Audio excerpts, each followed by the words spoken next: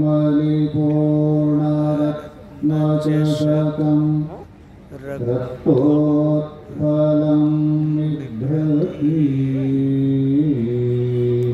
सौम्यां रत्नघटस्थरक्तचरणां ध्यायेत् परामम्बिकाम्।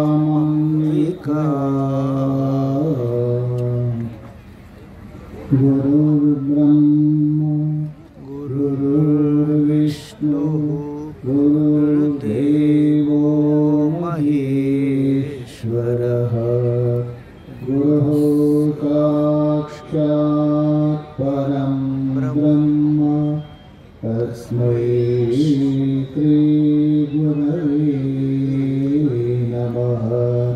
तस्मै श्री गुरवे नमः।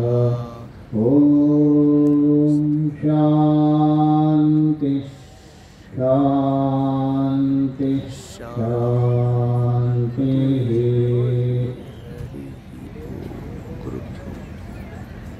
ಮೂರುವಾರಿ ಭಗವಂತನ ನಾಮಸ್ಮರ. ಮಹಾದೇವ್ ಮಹಾದೇವ್ ಇಲ್ಲ ಮಹಾದೇವ್ ಮಹಾದೇವ್ ಮಹಾದೇವ್ ಮಹಾದೇವ್. ನಿಮ್ಮ ಧ್ವನಿ ಕಾಶಿ ವಿಶ್ವನಾಥ್ ಅವರಿಗೆ ಹೋಗಬೇಕು ಅಷ್ಟು ದೂರ. ಮಹಾದೇವ್ ಮಹಾದೇವ್ ಮಹಾದೇವ್ ಮಹಾದೇವ್. ಸಂಪೂರ್ಣ ಸೃಷ್ಟಿಯಲ್ಲಿ ಅಧಿಷ್ಠಾನ ರೂಪ ವ್ಯಾಪಕ ರೂಪೇಣ ಸರ್ವತ್ರ ವಿದ್ಯಮಾನ. ಎಲ್ಲರ ಅಂತಃಕರಣದಲ್ಲಿ ಪ್ರೇರಣ ಸ್ತೋತ್ರ ರೂಪ ಭಗವಾನ್ ವಿಶ್ವನಾಥ ಅವರಿಗೆ ನಮನೆ ಮಾಡುತ್ತಾ ಸಾಧು ಚಕ್ರವರ್ತಿ ಯೋಗಿ ಚಕ್ರವರ್ತಿ ವಂದನೀಯ ಸಿದ್ಧಾರೂಢ ಮಹಾರಾಜ್ ಅವರ ಚರಣಾರವಿಂದಕ್ಕೆ ನಮನ ಮಾಡುತ್ತಾ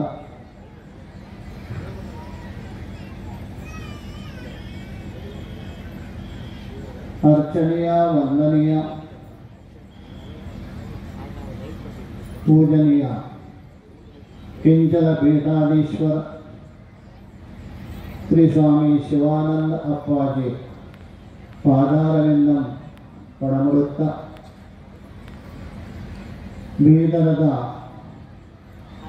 ಪೂಜ್ಯ ಸ್ವಾಮಿ ಸರ್ವತಂತ್ರ ಸ್ವತಂತ್ರ ಅವರ ಚರಣಾರವಿಂದಕ್ಕೆ ನಮಸ್ಕಾರ ಮಾಡುತ್ತಾ ಈ ವೇದಿಕೆಯಲ್ಲಿ ಸುಶೋಭಿಸುವ ಮಹಾಮಂಡಲೇಶ್ವರ ಅರ್ಚನೆಯ ವಂದನೀಯ आचार्य महामंडलेश्वर श्री स्वामी विश्वेश्वरन गिरी जी महाराज, उनके चरण में भी नमन करते हुए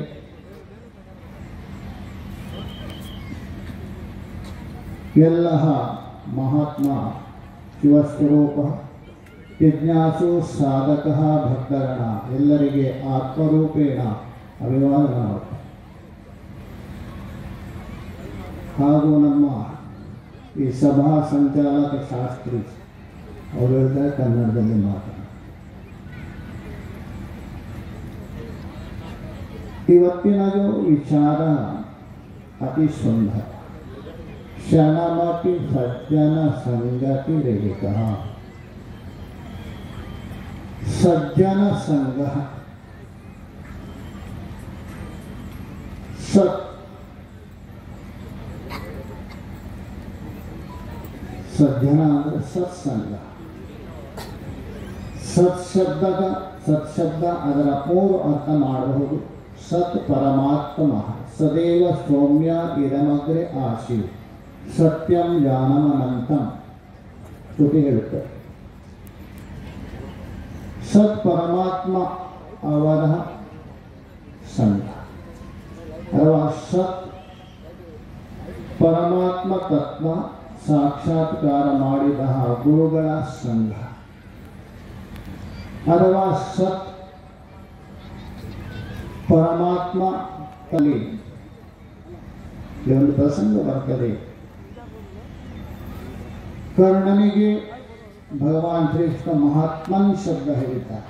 ಕರ್ಣ ಮಹಾತ್ಮ, ಧರ್ಮಾತ್ಮ, ದಾನಶೂರ.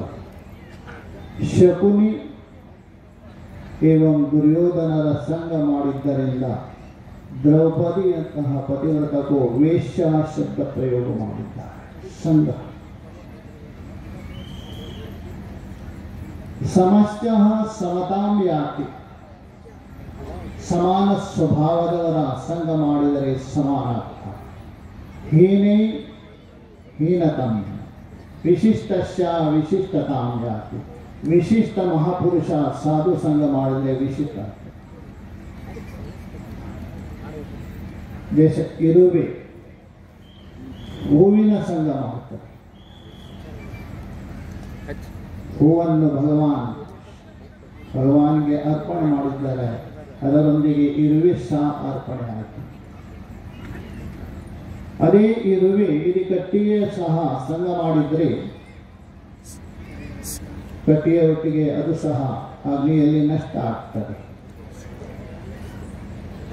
ಸಂಘ ಸಜ್ಜನರು ಮಾಡಬೇಕು. ಅದಕ್ಕಾಗಿ ಭಗವಾನ್ ಶಂಕರಾಚಾರ್ಯರು ಹೇಳಿದ್ದಾರೆ, ಸತ್ಸಂಗತ್ವೇ ನಿಸ್ಸಂಗತ್ವಂ, ನಿಸ್ಸಂಗತ್ವೇ ನಿರ್ಮೋಹತ್ವಂ, ನಿರ್ಮೋಹತ್ವೇ ನಿಶ್ಚಲತತ್ವಂ, ನಿಶ್ಚಲತತ್ವೇ ಜೀವನ ಮುಕ್ತಿ. ಭಜ ಗೋವಿಂದಂ ಭಜ ಗೋವಿಂದ.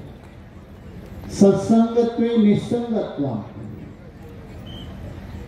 ಸತ್ ಪರಮಾತ್ಮ, ಸತ್ ಗುರು ಅವರ ಸಂಘ ಮಾಡುತ್ತಾರೆ. निस्संगत्वम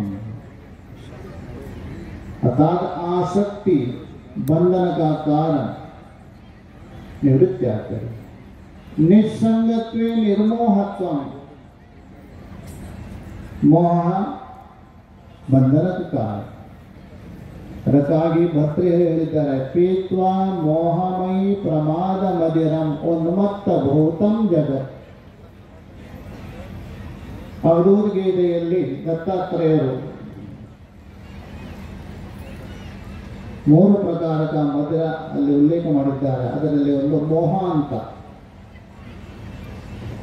ಸತ್ಸಂಗತ್ವೇ ನಿಸ್ಸಂಗತ್ವಂ, ನಿಸ್ಸಂಗತ್ವೇ ನಿರ್ಮೋಹತ್ವಂ, ನಿರ್ಮೋಹತ್ವೇ ಜೀವನ.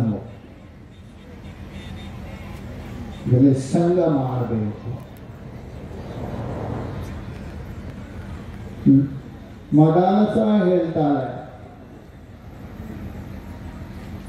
ಮಾರ್ಕಂಡೇಯ ಪುರಾಣದಲ್ಲಿ ಸಂಗಂ ಸರ್ವಾತ್ಮನಾತ್ಯದೆ. ಉತ್ತಮ ಇದು ಸಂಘ ಮಾಡಬೇಡ, ಯಾರ ಹತ್ರ ಸಹ ಸಂಘ ಮಾಡಬೇಡ. ಸಂಘ ಹಿ ದುಃಖ ಕಾರಣ ಆಗ್ತದೆ. यदि संग नहीं त्यागलिಲ್ಲ सताम संगो ही भेषजम, महापुरुषರ ಸಂಗ ಮಾಡಬೇಕು. ಇದರಿಂದ संग आवश्यक। संग करने से रंग चढ़ता है, रंग से संसार भंग होता है। संग का आवश्यकता है। जैसा ಭಾರತ और ಪಾಕಿಸ್ತಾನ ವಿಭಾಜನೆ ಆಗುವ ಮೊದಲು ಅಲ್ಲಿ ಒಬ್ಬ ರಾಜ ಇದ್ದ. एक राजा था बहुत प्रसिद्ध। वह राजा के वहां एक वेश्या थी, राजा नर्तकी, और उसका विशाल महल था, आलिशान बंगला था। एक दिन ಒಂದು ದಿನ माघ मास था, बहुत ठंडी, जैसा भी प्रयाग में जो आएगा माघ मास बहुत ठंडी होती। इतनी ठंडी थी, तुम्बा चढ़ी। एक महापुरुष संत उसके नीचे घर के सामने चबूतरा में खड़े हैं, एक कटी वस्त्र बांधे है और कुछ नहीं शरीर। और ऊपर से वहां से तो वेश्य की जो सेवा करने वाली उसने देखा और दृष्टि और उसने आके उस वेश्य से कहा, हमारे जो घर के नीचे जो चबूतरा है एक संत खड़े हैं, शरीर में कोई वस्त्र नहीं, एक कपड़ा बांधा है और ठंडी लगी। वेश्य ने देखा और अपने जो सहायक है सहेली है उनको कहा उस संत को ऊपर लेकर आओ, मेरे घर के अंदर। और उसके बाद उसको गर्म जल से स्नान करवा दिया, भोजन करवा दिया। संत बोलते नहीं थे, मौन। और उसके बाद संत लेट गए तो उनकी चरण सेवा करने लग गए। संत ने 2 मिनट आंख खोल करके उसको देखा, वेश्या को बिल्कुल घोर करके, बस वो सो गए राम से। और वेश्या उसकी चरण सेवा करते रही, करते करते जो प्रातः बेड़ गया ಅವಳಿಗೆ ನಿದ್ದೆ ಬಂತು, ಅಲ್ಲೇ ಮಲಗಿ। जैसे ही सुबह हो गया संत वहां से निकल पड़े और वेश्या की जो निद्रा खुल गई तभी उन्होंने पूछा अपना सेवकों से, कहाँ गए संत महापुरुष? उन्होंने कहा संत तो रात्रि में निकल के चल पड़े। वेश्या का सारा मन बदल गया। अभी पूज्य स्वामी जी बता रहे थे वाल्मीकि, रत्नाकर से वाल्मीकि बने, वैसे ही वेश्य का मन बदल गया। संत की दृष्टि पड़ी थी, उस दृष्टि से सारा जीवन बदल गया। उन्होंने सोचा ये जीवन मिला है धन के लिए नहीं, परमात्मा के प्राप्ति के लिए। मैंने अभी तक जो कुछ किया था ये गलत काम। सारा मन ही बदल गया। क्षणमपि सज्जन संगतिरेका, एक क्षण में वो संत ने देखा था, उसका फल स्वरूप से सारा जीवन बदल गया। सारा छोड़ करके पेड़ के नीचे मरदा बेले हो कूद गए। राजा सबको मालूम पड़ा, राजा मंत्री गए, अरे तो क्या कर रहे देवी? उन्होंने कहा अभी सब कुछ हुआ, मुझे कुछ नहीं चाहिए। मैंने संत का संग किया, दर्शन किया, इसलिए मुझे परमात्मा की प्राप्ति करना। इसलिए कहने का मतलब संतों का, सत्पुरुषों का, महापुरुषों का संग का ಅವರ ಸಂಗ ಮಾಡಿದರೆ ಸಂಸಾರದಲ್ಲಿ ಆಸಕ್ತಿ ಅದೇ ಬಂಧನದ ಕಾರಣ, ಅದರಿಂದ ನಾವು ನಿವೃತ್ತಿ ನೀವು ಅಪ್ಪಾಜಿಯರ ಆಶ್ರಯಕ್ಕೆ ಬಂದಿದ್ದೀರಿ, ಅವರ ಸಂಗ ಮಾಡಿದ್ದೀರಿ, ಅವರು ಕೊಟ್ಟ ಉಪದೇಶವನ್ನು ಜೀವನದಲ್ಲಿ ಅಳವಡಿಸಿಕೊಂಡು ಮುಂದೆ ಹೋಗುತ್ತಾ ನಮ್ಮ ಜೀವನವನ್ನು ಸಫಲ ಮಾಡಬೇಕು ಹಾಗೂ ನಾನು ಪ್ರಾರ್ಥನೆ ಮಾಡುತ್ತೇನೆ ಭಗವಾನ್ ವಿಶ್ವನಾಥ ಅಪ್ಪಾಜಿಯವರಿಗೆ ದೀರ್ಘಾಯು ಕೊಡಲಿ ಅಂತಹ ನನ್ನ ವಚನವನ್ನು ಭಗವಾನ್ ವಿಶ್ವನಾಥ ಏವಂ ಮಹಾಪುರುಷರಿಗೆ ಚರಣಾರವಿಂದಕ್ಕೆ ಅರ್ಪಣೆ ಮಾಡುತ್ತೇನೆ. ಓಂ ಶಾಂತಿ ಶಾಂತಿ ಶಾಂತಿ.